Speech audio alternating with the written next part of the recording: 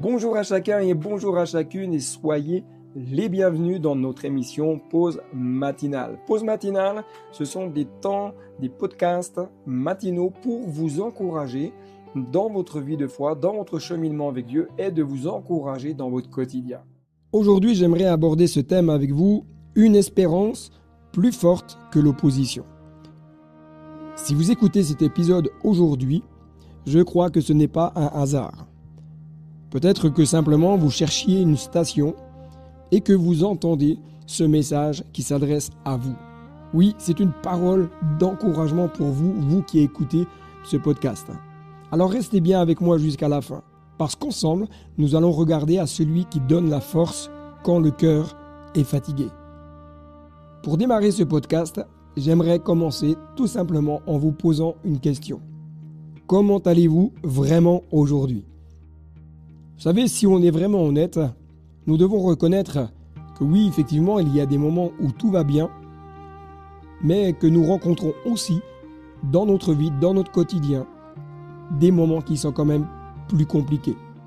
Et c'est justement pour ces moments-là, ces moments difficiles, que j'aimerais m'arrêter avec vous sur un verset de la parole de Dieu que nous retrouvons dans l'Épître aux Hébreux, chapitre 12, verset 3.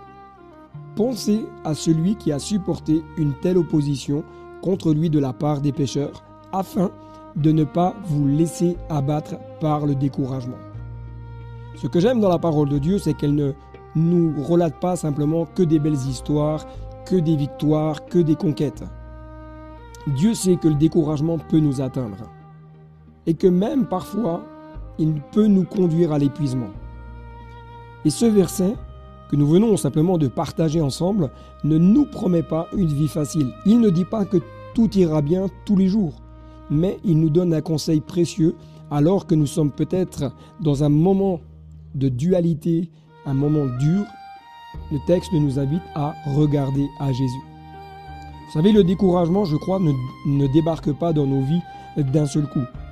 D'ailleurs, souvent, on le voit s'installer doucement, avec un peu de fatigue, parce qu'on a prié et il n'y a pas eu de réponse, et on se décourage. Parce que nous livrons peut-être un combat face à une situation, et ce combat dure depuis très longtemps. Et petit à petit, on se dit, mais est-ce que ça vaut vraiment la peine de continuer de combattre ?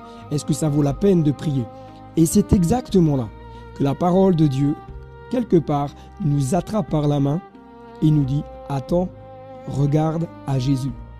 D'ailleurs, si vous lisez au chapitre 12, verset 2, juste un verset avant, il est écrit « Ayons les regards fixés sur Jésus ». Pourquoi ? Parce que Jésus nous comprend vraiment. Et c'est ce qui est rassurant, c'est que Jésus sait ce que nous traversons. Il comprend ce que nous traversons. Jésus lui-même a connu des temps où il a été critiqué, on s'est moqué de lui, il a été rejeté par ses contemporains, il a vécu des temps d'injustice. Et d'ailleurs, même le prophète Ésaïe va décrire Jésus ainsi, au chapitre 53, verset 3, « Méprisé et abandonné des hommes ». Alors, quand vous vous sentez incompris, quand vous avez l'impression que ce que vous portez est trop lourd, rappelez-vous, Jésus vous comprend.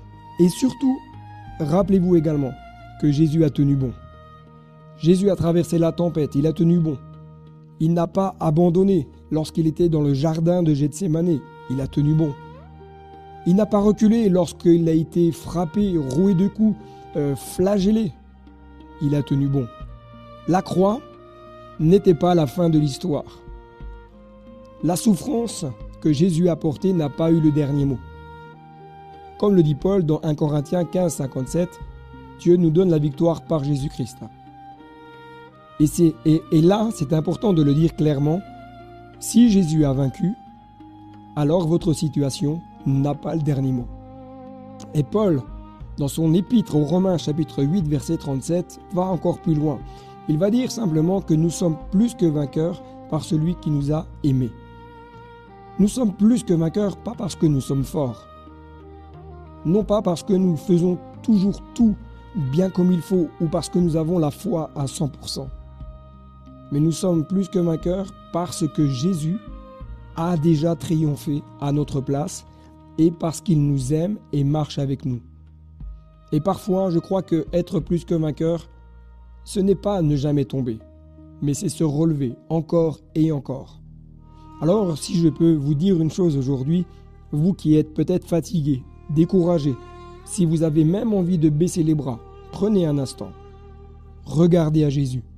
Et rappelez-vous ceci, Jésus a dit lui-même, dans l'évangile de Jean chapitre 16 verset 33, « Prenez courage, j'ai vaincu le monde ». Pour terminer tout simplement, j'aimerais juste vous dire que vous n'êtes pas seul. Jésus a promis d'être avec nous tous les jours, jusqu'à la fin du monde.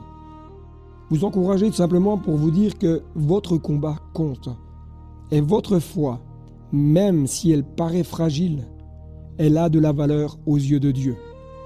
En Jésus, il y a de l'espérance, il y a de la force et il y a une victoire qui est déjà en route. Parce qu'en lui, vous êtes plus que vainqueur. Que Dieu vous bénisse.